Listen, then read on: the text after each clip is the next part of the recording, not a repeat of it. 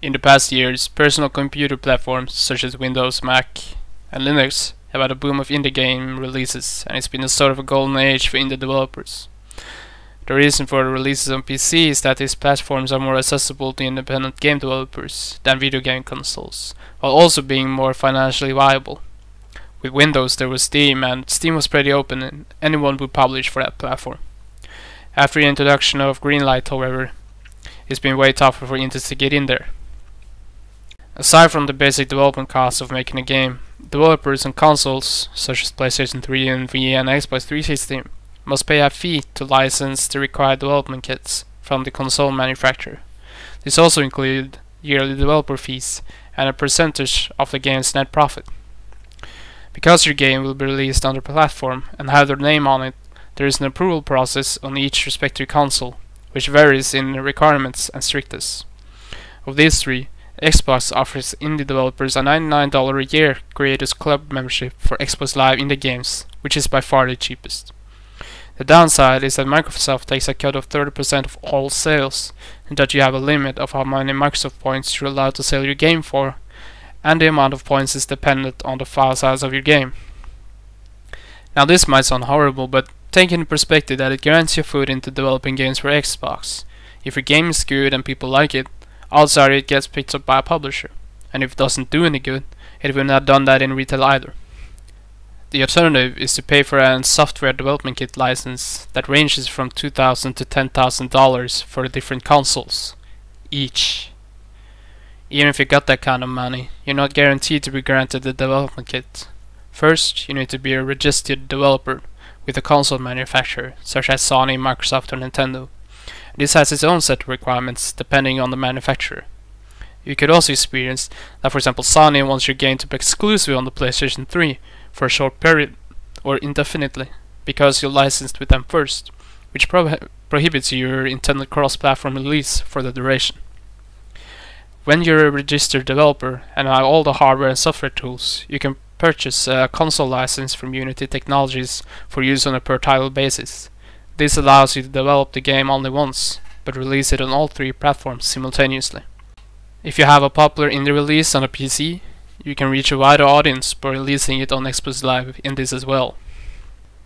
While Nintendo, Sony and Microsoft grew the home console market with over 170 million units sold in 2012, and 49% of US households own a dedicated game console, and games like League of Legends with 32 million monthly players, with a revenue of between $5 to $10 million a day. There are big things happening on mobile devices. The number of mobile gamers in China is expected to hit 192 million. This means that the number of mobile gamers now likely exceeds the number of PC players in China. Mobile game revenue in China is expected to grow sixfold, from 600 million in 2011 to a few billions in the next 5 years.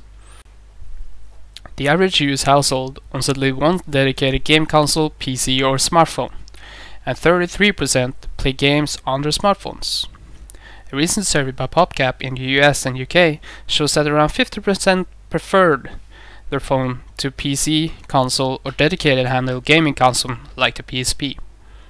46% of gamers are spending more time playing mobile games this year than in the past. The increased amount of time gaming has not translated to home gaming consoles at the same rate, as only 26% of gamers have spent more time in the last year on the consoles. Similarly, 23% said they are playing more games on their PCs than in the years past.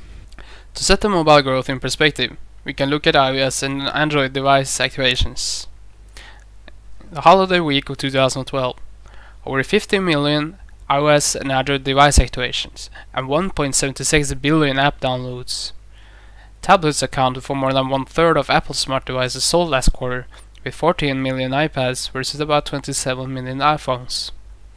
A proof of this growth is the developer Supercell, who with the title Clash of Clans, dedicated to the iPad and iPhone, generates about $500,000 per day, and that's with two platforms only, on the same OS.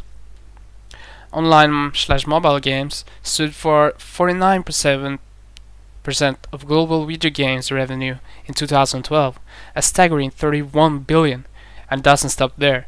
It's expected that in 2016 this will be 57%, and that the revenue will be 48 billion. With this kind of numbers, the mobile market is an attractive place. Before you get the gold rush, remember what I talked about earlier. Think through if your game makes sense on mobile platforms. Bear in mind, there has been a transition on the smartphones and tablets from single-player games such as Angry Birds to multiplayer games such as Clash of Clans, and that the competition is huge. On the iOS, there's certain things you need to think about when you're about to develop. Developing for iOS requires a Mac. iOS takes 30% app sale cut, $99 a year for the developer fee, and that includes software development kits and other resources.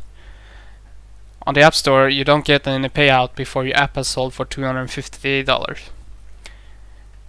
And there's no cost to the game if it's free. The apps that makes the most revenue though are those that are free, getting revenue from advertisements. And on the App Store, there's a huge competition. It's easy to drown in the masses. On the Android, you can develop on the Windows, Mac, or Linux. The software development kit is free, and so is the emulator for testing. You can test on any Android device, granted it supports the version of Android you're using. There's a $25 registration fee on their marketplace. They take a 30% cut on sales, and there's also no costs if it's free. There's less competition than the iOS, but the competition is still huge. With all these huge numbers on tablets and smartphones, it's easy to get the impression that it's taken over. But while these numbers go up, we're also seeing the sales for console and PC going up. It's all a parallel growth. An important thing to remember is that your players are consumers of media. When presented with two options, they will take the one they find more convenient. And right now for gaming, that is tablets and phones. They're small, lightweight, and easy to carry with you. They're generally more convenient. But platforms never sleep. Right around the corner is microconsoles, looking to make what we enjoy about consoles more convenient. And how that works out is yet to see. Thank you very much for listening, and I hope I learned you something, and I hope you're able now to think about what platforms are right for your game.